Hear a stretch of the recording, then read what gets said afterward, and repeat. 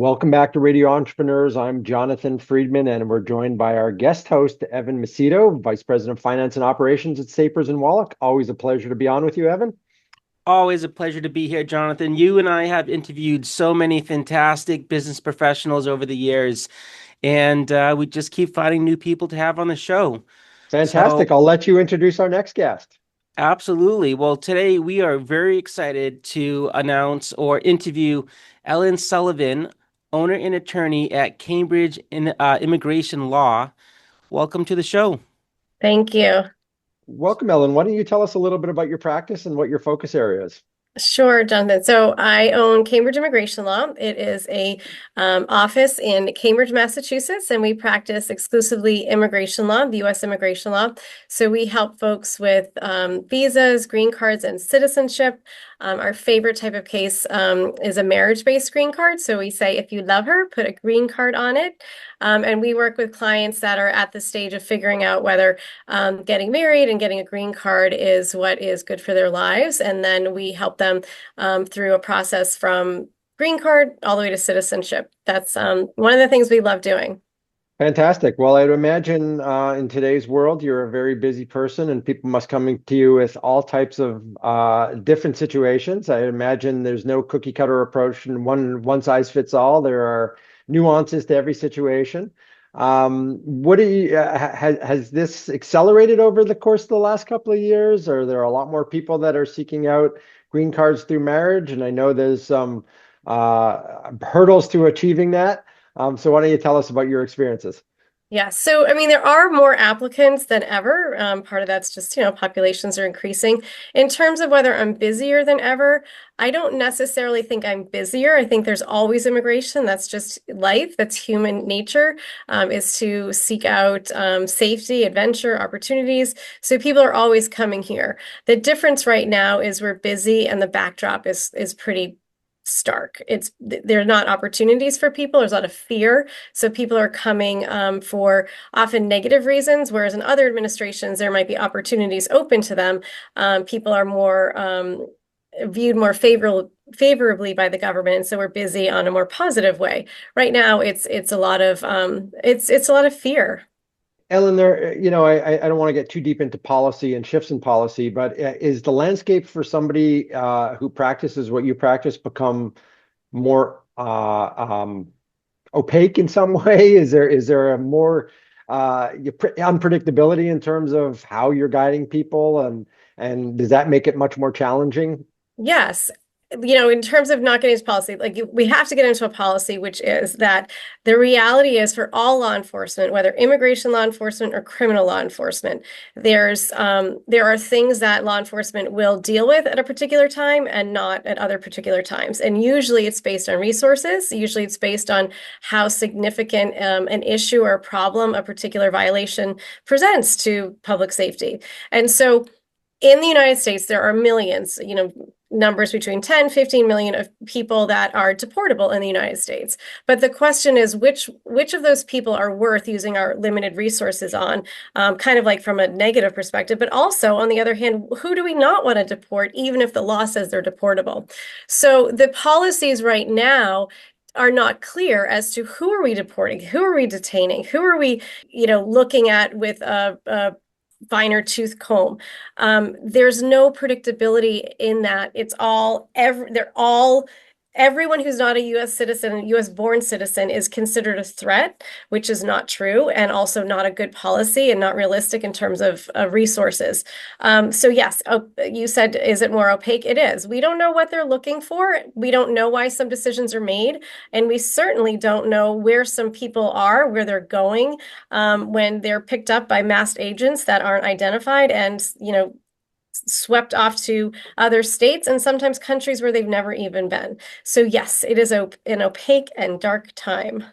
And Ellen, you're doing a fantastic job just navigating all the different rules and regulations that are coming out. I'm sure there's a lot of challenging moments and emotional moments as well that your clients come to you with. Can you share some of the top, pieces of advice you're giving to your clients as they're trying to navigate this for themselves and their families? Yes, well, first thing, don't navigate it on your own. Get an attorney, speak with an attorney to represent you. if you're not going to do that, at least speak with an attorney before you do anything with the government. So that would be the first piece of advice. The second piece of advice is before you see an attorney, get your history ready to tell the attorney everything about your immigration history, your personal history, marital status, employment, and if you have any criminal interactions anywhere in the world, whether it led to a conviction or not, or even an arrest or not, have all that information and the paperwork in order. So that would be the second thing. Get your story, your facts, your history in order. And the third thing would be related to the first one. You do want to invest in a good attorney. You get what you pay for. You want somebody that not only wants to get the best legal outcome for you, but wants you to feel supported to the extent you want. Some people want to know every little detail about what's going on, and other folks just want to know that we've got their backs, which we do. So, have somebody on your side who's going to fight for you and knows how to do it. And I would imagine, Ellen, as you say that, that there are people that, as you talked about, there's a lot of fear, and so people are probably in the face of fear more apt towards withholding information.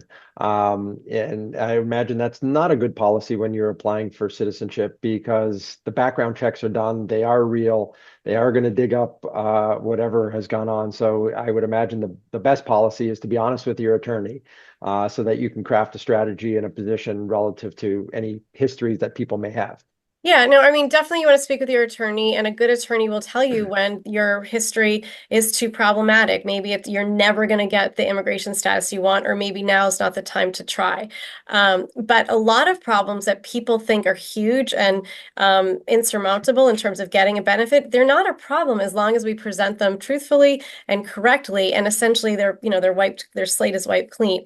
But a lot of people, from a human perspective, I get it. They want to make things easier. So they just say, well, I'm just going to answer this like this. That's fine. It doesn't matter.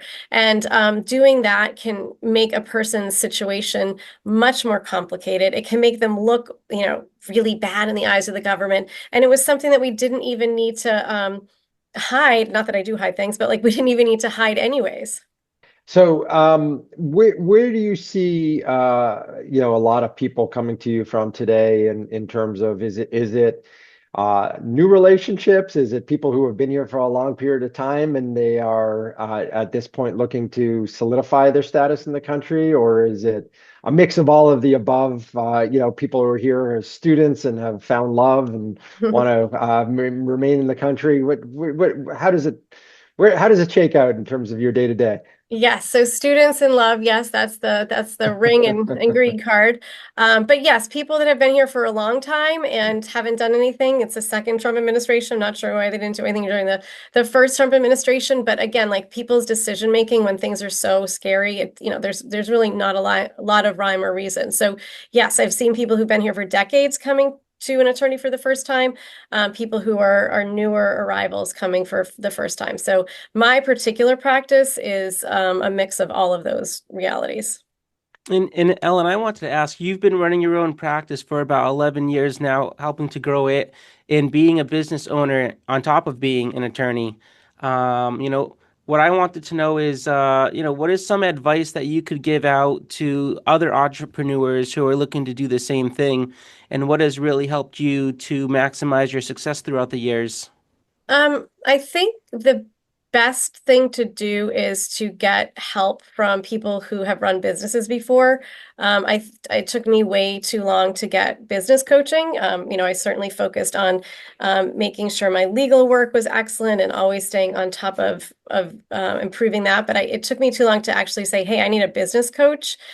So if you're a lawyer, if you're an engineer, if you're a graphic designer, you know your particular trade really well. But unless you've been trained in running a business, you don't necessarily know how to run a business. So get some support there. And then also, be around other entrepreneurs who have had similar challenges, but also you can see the successes that they've had. And it makes you think, oh, well, I'm kind of like them. I probably could get there too.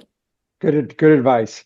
Ellen Sullivan, founder of Cambridge Immigration Law. It's been a pleasure having you on Radio Entrepreneurs. If people want to get in touch with you, want to learn more about the legal services you provide, or just chat about their particular situations, what's the best way for them to reach out to you? Yes. So one thing I do want to say that I had discussed with Evan earlier was that it's not all bad. There are a lot of great things happening with USCIS, people that are applying for green cards and other like citizenship. We're actually seeing great processing times in Boston. The USCIS office in Boston is treating my clients and me and my team with respect and professionalism. So, there are some really scary things happening, but a lot of the regular stuff is happening in a really good way. I, So, I can concur with that statement from firsthand experience. oh, So okay. they are very efficient at moving things forward. Okay, good. Glad to hear it. So if you'd like, to work with us, which, you could too. I don't know what's going on with you, Jonathan, but CambridgeImmigrationLaw.com. You can call our office 617-714-4375. We'd be happy to see if we can help you. Fantastic, Ellen. Really appreciate your time and learning more about your practice and your business. Evan, always a pleasure to have you on as a co-host. Once again, Ellen Sullivan, founder, owner, and attorney at Cambridge Immigration Law. It's been a pleasure having you on Radio Entrepreneurs. Thank you so much. And we'll be right back with another segment on Radio Entrepreneurs.